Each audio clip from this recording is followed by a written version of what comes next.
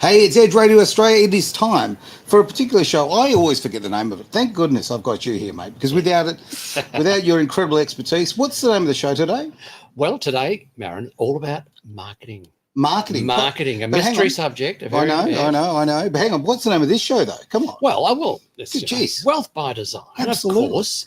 I sort of jumped in. I'm so excited about the whole marketing thing today. Oh, you are. I've got Sean Johnson here from Sage Marketing. We'll get on to Sean in a minute. But Wealth by Design, as you know, the people that help you save money and make you money. Certainly do. And if we've got businesses that are aligned with our group under our brand, and they're only taking out poor wages because their businesses are not cranking along too much, well, maybe some of our clients need good marketing people on site so they can make them profitable businesses. They can take profits out, and then they can go and build their financial models for pre-retirement. It's such a great point. Well, let's face it, a business is absolutely nothing without customers. Okay, without customers, if you might have the greatest product in the world, if no one knows it exists, well, you're spending a lot of time quietly in a room on your own. I know, it can be very lonely. It can be. So, look, great to have you here, Sean. Really looking forward to today, our subject here. We've already been having a yap off air, and we should have just taken that, to be absolutely honest with you. It's a brilliant conversation. So good on you, Sean. Thank you so much for coming. Sean's actually been in and around with his wife, Tanya, a couple of our events at Wealth by Design, and his business coaching connections are also part of our community. Okay. That's how I got to meet Sean. And so fabulous that we could get you on as a guest today, Sean, because we've never had a marketing sort of guy in here. And so we've got a few questions for you. Oh, yeah, he's in the hot seat. You're in the hot seat. Far away, Jeff and Aaron. I'm all for it. We're speaking about a subject that is dear to my heart, unlike the financial planning side, which is more a lack of knowledge, Jeff. So I'll leave that to you. No worries, mate. Well, look, once again, you're looking very fit and healthy, which is great to see. You're looking very athletic today. Always trying. And it was good. We're all toned down. We've got the casual look. Look at the casual look. This is who we are. Yes, we are. We are. No pretense here. Mate, I was thinking the other day, pardon me, of a great quote from a bloke that spends a lot of money on marketing. Jerry Harvey. Might have heard of him. Slightly successful business. Slightly successful business. And he once said, and I've never ever forgotten this, he said, look, if I'm sort of spending around about $1 million a year in promoting my stores and doing this and doing that. And he said, I know about half of it I waste. Right. He said, the real problem is I don't know which half. And I go, that's a tricky one because marketing is such a slippery tool. I reckon I'm the world's greatest spender of money on wasted marketing because probably of bad advice. Okay. Impetuous, get in there and put the money in because I think it's a good idea, but someone's taken advantage of me, a sucker. Well, there's one born every minute, I'm told, right? So there you go. And so it's fabulous that Sean's here because hopefully he can unpack some of this mystery and what makes your clients, because you've had many clients for many years, so they obviously like spending money with you to advise them on marketing. And so I guess we could start there. What, in your view, is the main thing that allows your long-term clients to stick with you because you're obviously doing something right and a lot of others are doing something wrong? So what do you reckon? What's the secret? Well, Jeff, I don't know about the word wrong, only because, we spoke about this before we jumped on air. Marketing, like the financial world, it has a lot of complexity to it.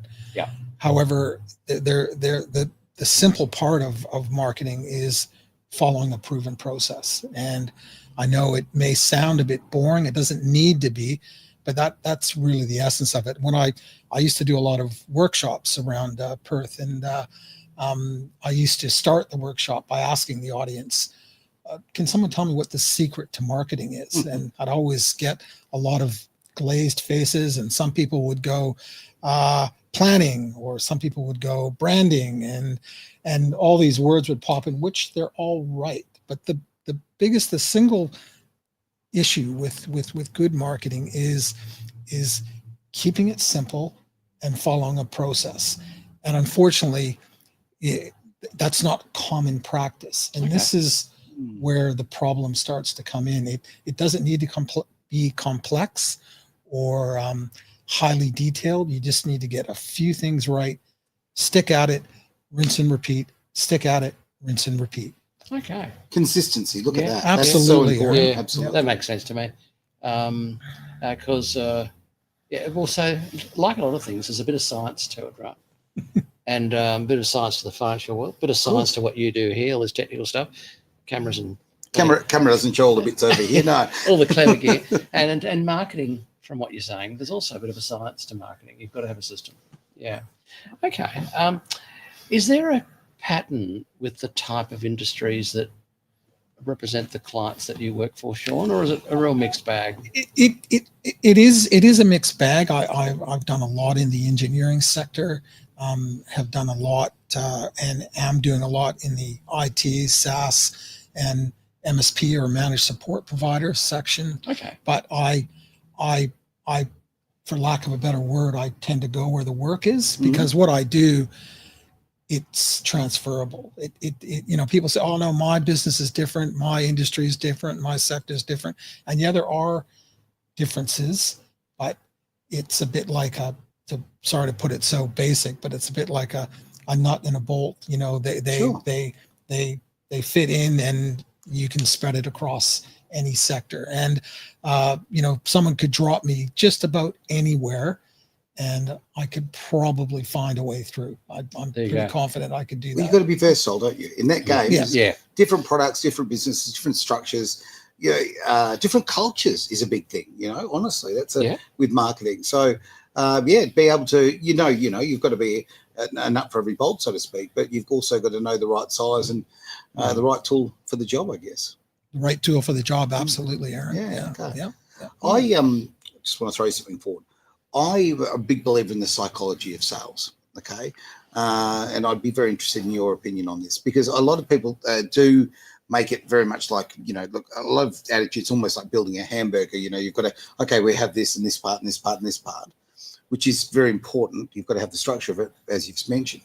But again, the psychology of who your customer is, what their needs are, and that kind of thing. What are your thoughts on that side of the marketing?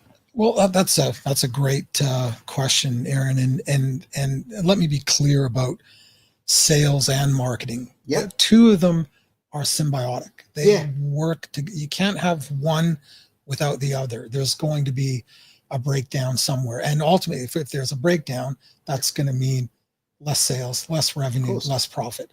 So one works off the other, and it's a little bit of that chicken and the egg. Well, did the sales come first, then the marketing, or was it the marketing first and then the sales had to come to support the marketing?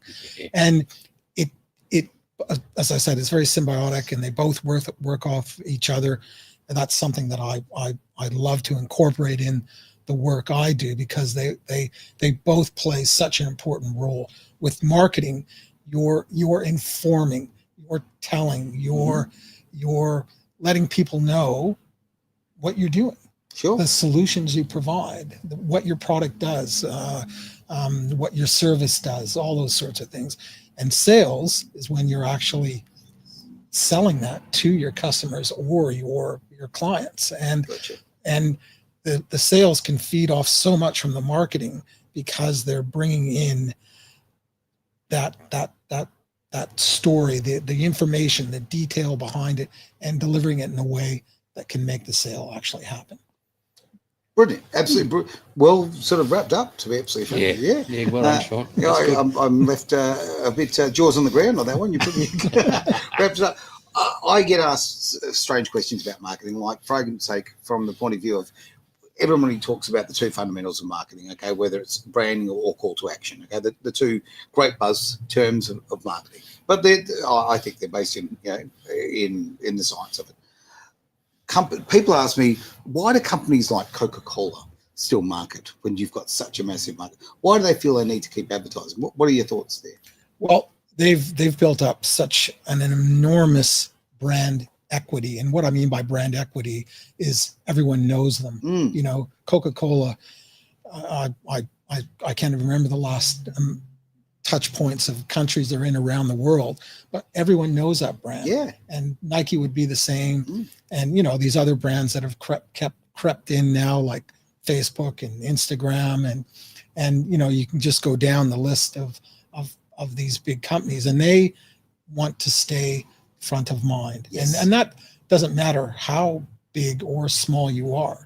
That's marketing, and then the sales can come from that. So that's what those larger companies are basically doing. They're wanting to stay front of mind. Of course. And it's that, as I said earlier, it's that rinse and repeat, rinse and repeat. They know exactly what they're doing, who to target, what to say, when to say it, and rinse, repeat, rinse, repeat. Well, your customer base is always changing. People are growing older, people are moving different stages of their lives. New customers are coming into the market. So therefore the branding is incredibly important in my eyes. Yeah. Okay. So if you, a client calls you up and they've got a specific product, call it dog food. I was thinking about that the other day because I used to own a dog food company. Oh, really? A few blokes, yeah. Yeah. And anyway, didn't go that well, but it wasn't the fault of the dog food. But anyway, that's another story. You shouldn't have done your own testing. That's the problem. I mean. So if it's dog food, and we know that it's it's a premium brand, so a marketing guy like you, do you like start from scratch and go, righto, well, it doesn't even have a brand name yet, so would you start with, if you're not a branding expert, you're a marketing guy, so do you have your own in-house people or connections that are like the top branding people that you would bring them in as part of your role? Or I do, Jeff. I do. But you know, you touch on branding, which is important, but sometimes that can get taken out of context. And what I mean by that is, ultimately, we want to sell our products and services. Sure. And to do that properly, that's where the marketing comes in behind it. And the real important bit is making sure you've got a clear point of difference, and you've got an offer that is compelling. So at the very least, people might see something, and I'll touch on websites shortly, but they might see something and go, at the very least, I need to have a chat with these people. And that is sales 101, that's marketing 101. That's where you want to start. You want to get that attention. Yes.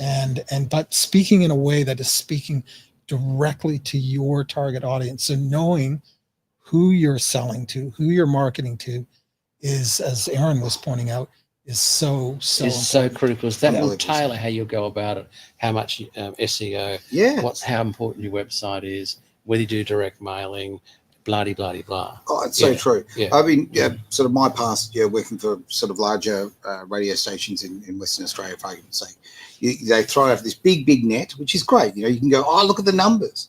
But how many of your actual audience are customers for your product? You're far better, in my own mind, you know, and I'm using radio as an example because obviously I know the game, but as far as the targeting marketing is so important. Know your customer and advertise around that way, because you've got an advertising budget. Why would you throw it out to 100,000 people if you know that really there's, say, 5,000 who actually have an interest in it? So, yeah, I'm interested in your thoughts about the targeted side of any marketing strategy, I guess. Yeah, and that's critical. I might touch on there's a great business coach who resides here in the West called Ian Lane, and I'm going to use his quote, which is called, don't have a wee website. Now, I know you're both looking at me, and the audience are probably going, Sean, what are you talking about? What is a wee website? Yeah, we didn't know. Well, just hear me out. I would say 95% of the websites that you see, they're talking all about how good they are, how long they've been in business, how specialized they are, how unique they are, how different they are, blah, blah, blah, blah, blah, blah. We. Yeah. And they actually miss everything, because what they need to be doing is talking to their direct audience. And it's so important. And there's only two things you need on a homepage, and that is, one, having what's that 2 or 3 lines that says why you're different, why someone should choose you over 10 other companies that are similar or the same, and having an offer that's compelling, that speaks directly to your audience.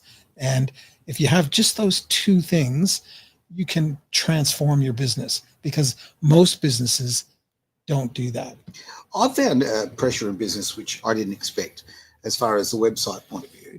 I found a lot of other people sort of telling you how your website should be, and there's very much this, everyone's got an opinion on it kind of thing. And they're almost taking away from the core of what you're about. Like there's almost I don't know, look, a pressure to make the most impressive, all bells and whistles kind of site. And sometimes I think that gets away from your core values and actually what your business is about. So, it's, the old, KISS principle, keep it simple, stupid. We've all known that through marketing for, since Adam was a boy. These principles haven't changed, surely. No, absolutely not. And, some things have changed in marketing and in sales and like the financial side of things and like radio, but those core processes haven't changed for, I don't know if anyone remembers David Ogilvy. He was one of the best copywriters ever, and his big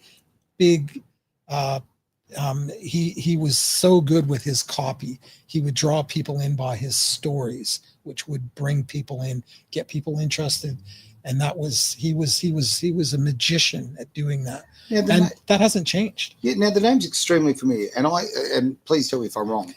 I think he had something to do with a lot of the copy for a jewelry firm that went really, really big from New Zealand and burst into Australian market. That's where I remember that name, but maybe I'm wrong. Where would you know his work from? Well, he's the 40s, 50s, and 60s. I'm trying to be somewhere around there. I don't. Okay. Yeah. So like a long time ago. But sure. But his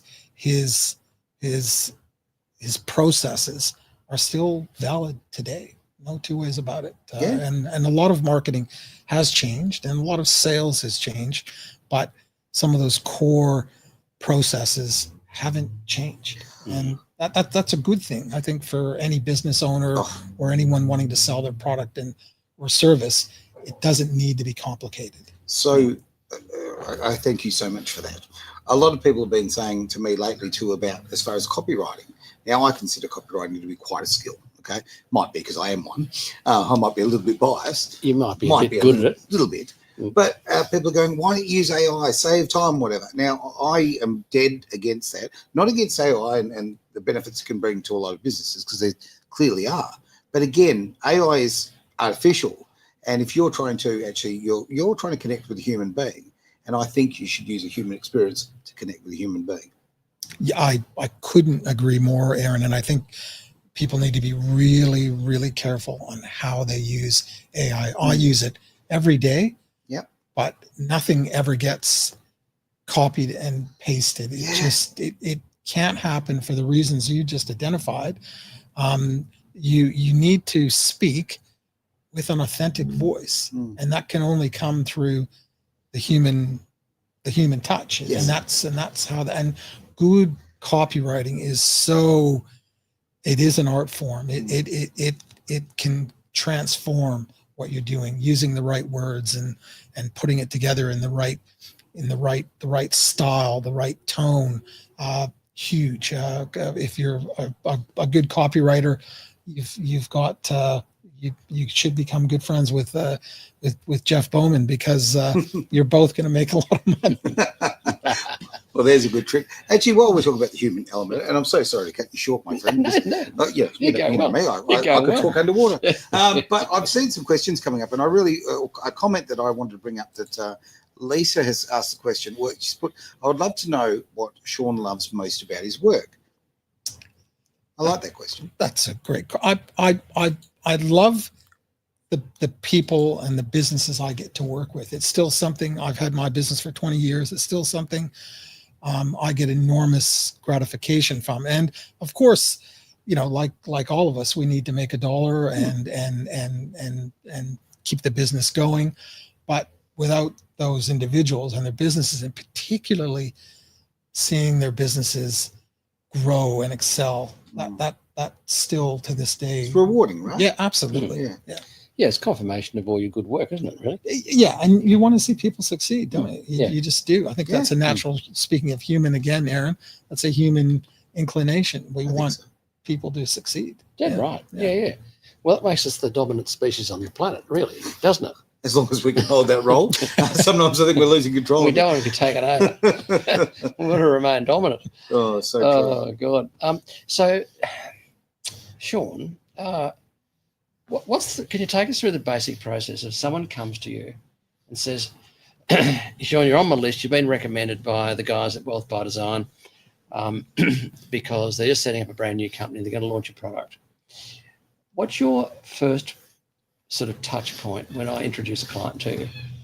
What do you I suppose you sit down and work out what they're trying to sell for a start, or their background, and so you take us through that sort of qualification stage, because it might be people that can't afford your services, or you don't want to work with, or whatever.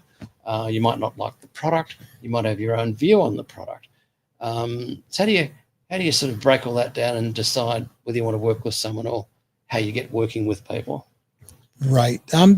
Pretty simple, really. I just ask them some real basic questions, and both you and Aaron have done something similar with me, where you want to find out what's the backstory, what's going on with the business, what are you doing now, what's working, what isn't working, and where do you want to be. It's really simple like that. Yep. And then from that, all the other goodies, marketing and sales can come into play. Yes. But until you have all that information, you can't really move forward. Yeah. So you've got to have really a discovery meeting to start with. Absolutely. Yeah. Do you send them a form, or it's just a chat? Usually to start, it's always just a chat. That's the way I can find out who I'm talking to, what their business is about, and probably more importantly, can I actually help them? Because sometimes I can't. I'm not the end all be all, and sometimes I can't help them, or I'll try and refer them to someone who can. Sure. Yeah. Okay. Right. You've got to have the mix, don't you? You've got to have that chemistry. It's such an important thing, because you're working together with them, and chemistry, obviously, in any relationship is incredibly important. If you don't feel that everybody's different, but you might not be aligned with the product, or you might, your market experience might not fit with their demographic. Yeah, sometimes you've got to have the respect, quite frankly, to step back and say, hey, I know someone better, right? I know someone who suits you better. Yeah. Because as you know, Wealth by Design is half our life is referring people on, right, to people that we like and trust. And so for you, a type of client, is there a preference with the type of client, like a retailer, a wholesaler, an MSP, managed support provider, MSP? Yeah. Is there a particular type of industry that you would go, oh, beauty, Jeff, I prefer that one than that one? Good question, Jeff. I know Aaron asked something similar at the start, and I like working with small to medium-sized businesses. I have worked with larger ones, but small to medium-sized businesses tends to be, for lack of a better word, my sweet spot. Mm-hmm. So that's anywhere from 5 to 20 people, 5 to 30 to 60 people. That's probably getting on the bigger side, because a lot of those companies tend to have their own marketing and salespeople in-house, where the smaller ones don't, and that's where I can help them out a lot. And Aaron, you touched on something interesting about the dynamics with companies you work with, and sometimes it can be really tricky, because when I'm working with people, I'm very accountable to, it's their business, so I get to know their numbers and their sales and their staff and all of these other aspects, and that's important, and I want to make sure that I'm delivering for them, because if they're not, then they shouldn't be paying me, firstly. Yeah. So making sure those results are coming are pretty key to what I do. Okay. So a 5-man size business, as a guideline for me, should they be turning over like minimum million bucks a year?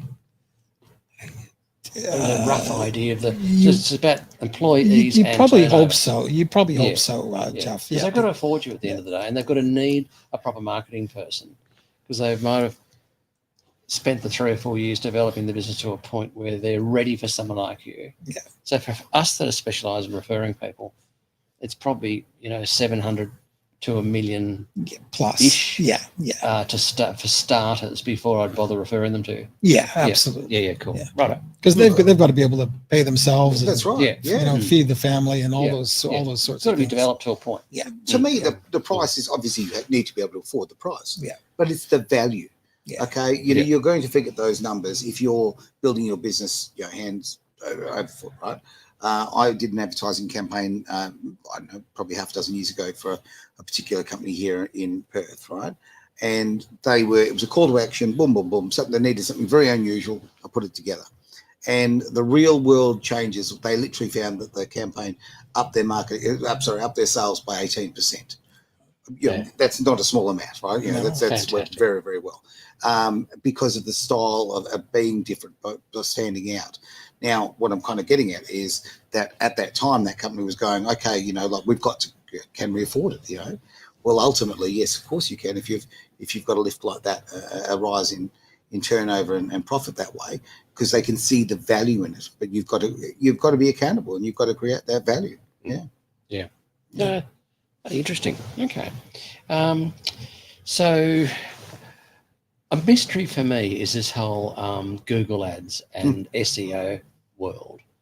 Is part of your strategy with many of your clients involved in that area? Google Ads and SEO. It does. Ranking. It does. As I tend to stick to my lane, and my lane is that core marketing processes and sales. However, I've got numerous people with me that are far more capable at SEO, at any social media platform than I am. However, before anyone does anything on Facebook or with Google AdWords or Instagram or TikTok or LinkedIn, anything, they need to make sure they have their messaging right. And their content has to inform, but it has to sell. And it can do that in conjunction. But that messaging has to be right.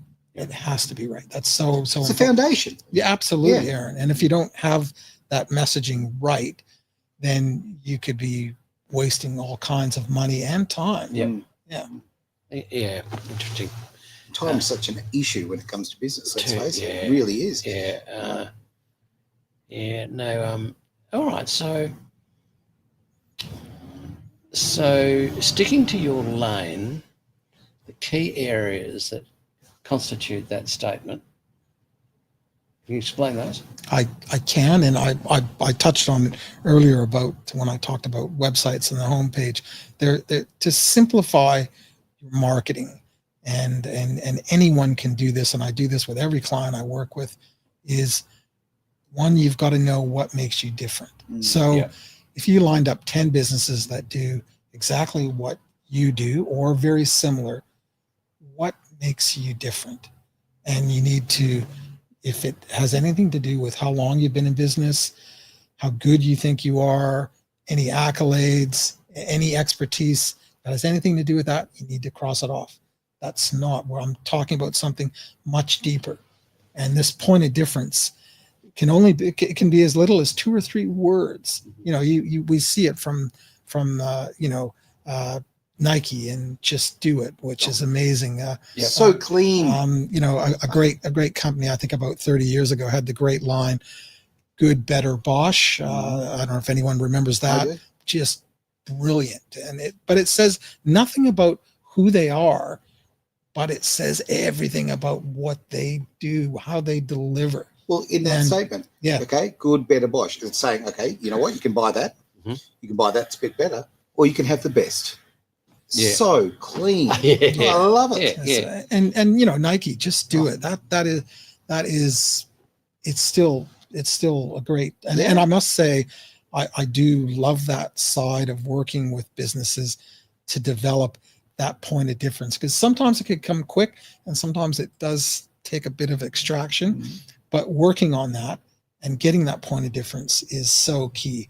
And then, as I mentioned before, having an offer, and this could just be a simple statement, a simple sentence that speaks directly to your audience and tells them how the service or product you have can solve or provide a solution to them. As simple as that, but doing it in a compelling way that drives them to the very least, I need to have a chat to these people. That's what you want. That's what you want. Interesting point on that.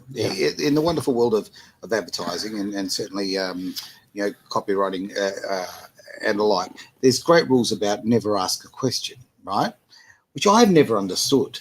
Because, to me, and I like to break the rules a little bit, but, there's very much thing in advertising for many years to not ask your client a question, which I want to know, I want to solve their problem. I want to supply my goods.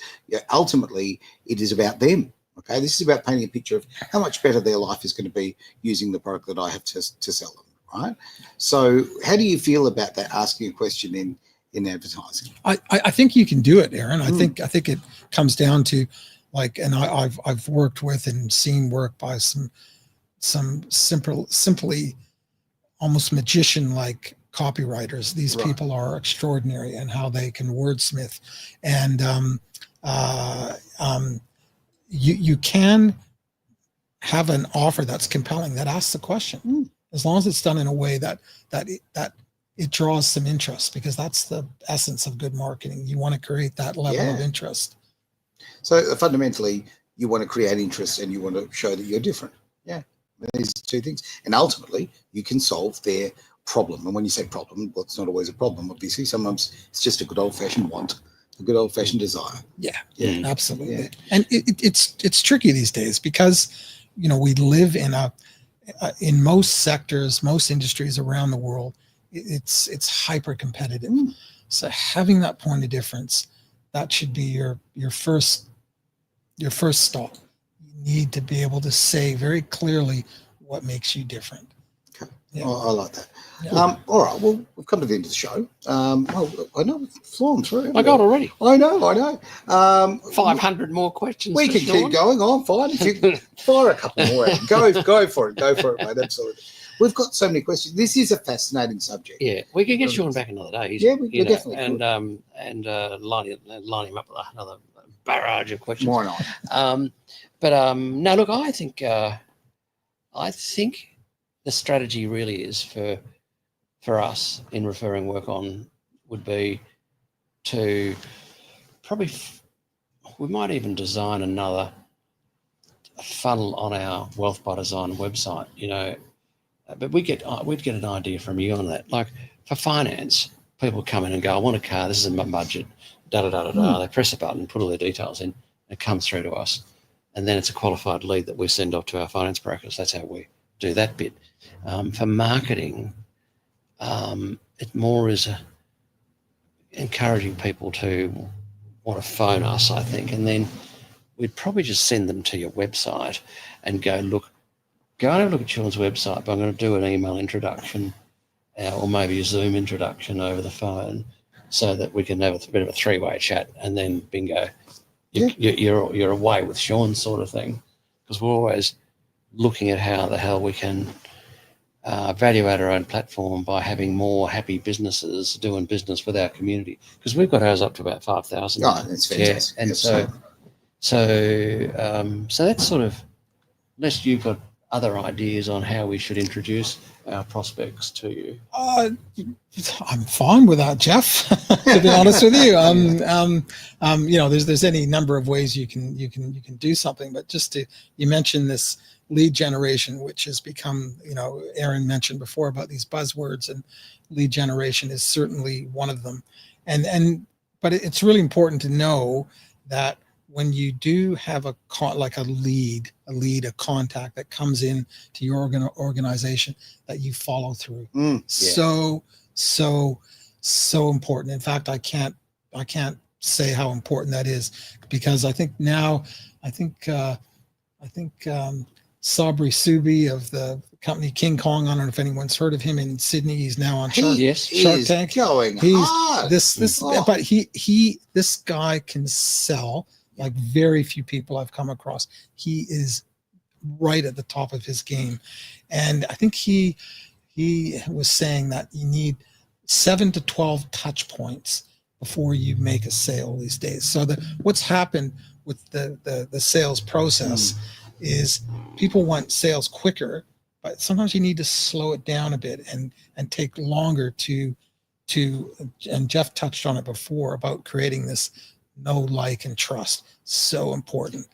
And to me, that's your point of difference. Yeah. Such a big thing. Yeah. Certainly with you there at Wealth by Design, I think I have an amazing and a huge respect and trust for you, right? So for me, I know it's as simple as, and to be frank, I mean, you've developed that with me by being, a man of integrity. When I see that, what happens is anybody you refer me to, they have instantly got that credibility. I'm instantly already engaged. I'm already, it's not just a boring little qualified lead.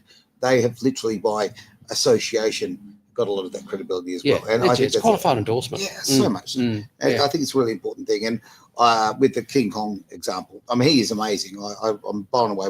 I find myself engaged in his ads going, and I'm watching for ages. Damn it, he's got me. Look at this. Absolutely fantastic. He's so good. He's so good. Yeah. But he's also very much it's a different kind of marketing. It's a different kind of product. And that will work for some products. And it certainly won't, in my opinion, won't work for the products that you need to be slowly romanced into. Yeah. Okay. And you need to create a relationship because this is it's a more of a transactional sort of, a short, quick transactional sort of thing.